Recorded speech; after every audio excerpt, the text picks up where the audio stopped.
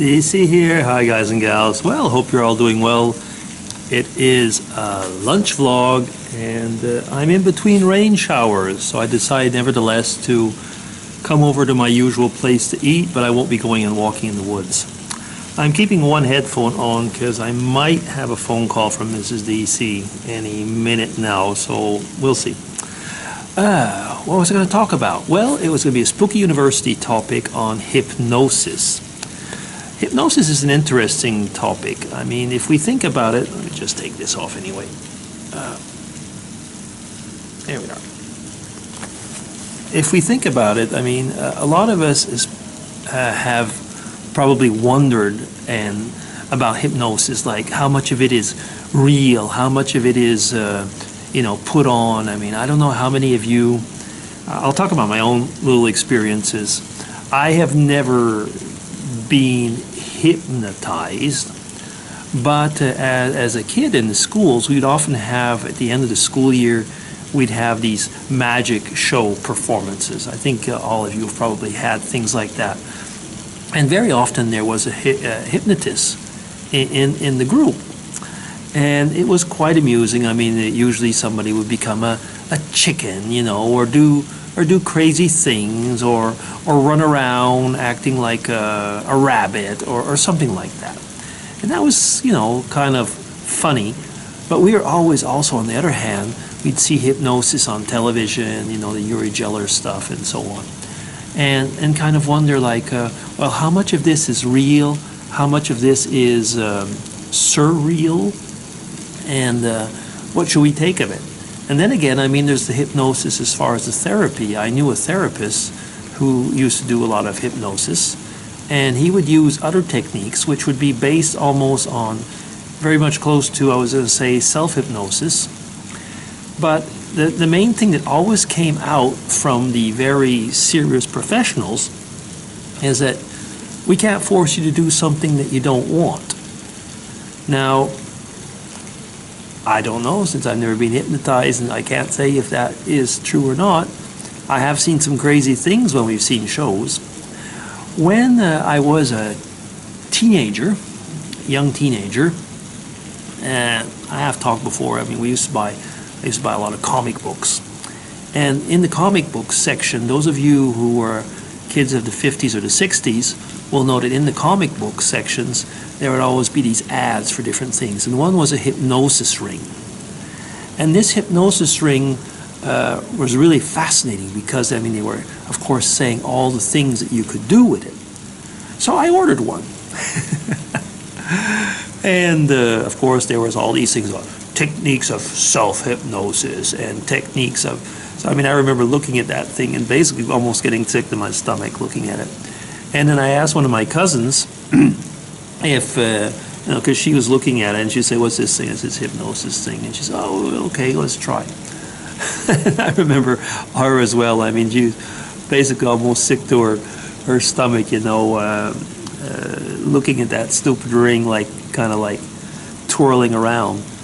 But on the other hand, I think one of the things that one comes out with that is with hypnosis is I think there's two aspects to it. One is the desire to control things, and the other one is actually the desire to use hypnosis to change things. Like when we were kids, I think that we thought of using hypnosis, as a way of probably, making people do silly things and pranks and stuff like that. Other people have used hypnosis. I mean, you've seen the shows where they say that they've hypnotized people and they go and do bank robberies and stuff like that. Well, there you can really wonder if it has something to do with what you dare do, what you want to do, and what you would not dare to do. It was a few years back now, with Irene Tweetness, we had made a little series, comic book series almost, when it was The Adventures of Super Tweetness. And there's one scene where we have hypnosis. We called it mesmerizing. And when you think, I mean, we made the person, so in this case, the bad person made Super Tweetness lose her self-identity. and was just the alter ego. Now, things like that can probably happen, but up to a point, I guess, like the person, always something lingers, a memory comes back, and all of a sudden, like in our play, well, there was an impetus or something that made her remember who she was. Now, that's one thing I think that hypnosis might actually be pretty good, would be for persons that have, for example, memory disorders and stuff like that, because you can remove the layers. You can actually remove layers, probably we could say, of consciousness up to a point which are hindering people from remembering. So, that is, there's something about that.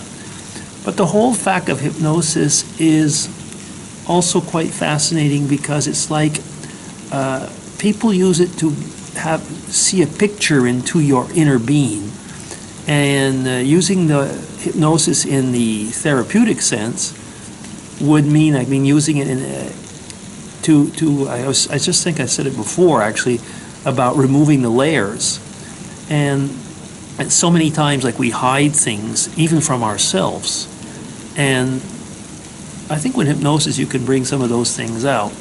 The problem with all that, though, is it's such a dangerous tool, maybe.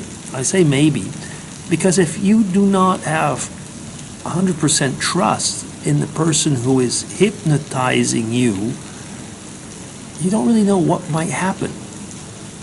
That's why I've often wondered, about hypnosis as not only therapeutic, but when people have been using hypnosis for anesthetics and stuff like that. Yeah, anyway. So, were there any other things about hypnosis? I had the impression there was another thing, and of course, now that I'm just throwing it out, it's not coming. But I do believe that, like I said, the thing about hypnosis is that there's a question of power, there's a question of submission, and basically in all that, one could almost see, is there a question of free will? And that's a complicated issue, actually. But I don't believe that with hypnosis somebody could do something that you really could not do on your own. But you see, that is where it becomes complicated. Because finally, this is my thought on the things, that all of us are capable of great good, but in a way, all of us are capable also of great evil eventually. Depending on the circumstances, or at least I would say even violence or what. It might be violence for justified reasons. But the fact that we can do it, you wonder if you remove that veneer with hypnosis, would you do something anyway? There's studies on that, I know. But I'm just bringing it up. Okay, that's my take for the moment on hypnosis. I don't think right now I have anything else to say on that. Nothing that comes to my mind. So that'll be DC signing off. Take care, everybody. Hope you enjoyed this lunch vlog. Bye-bye.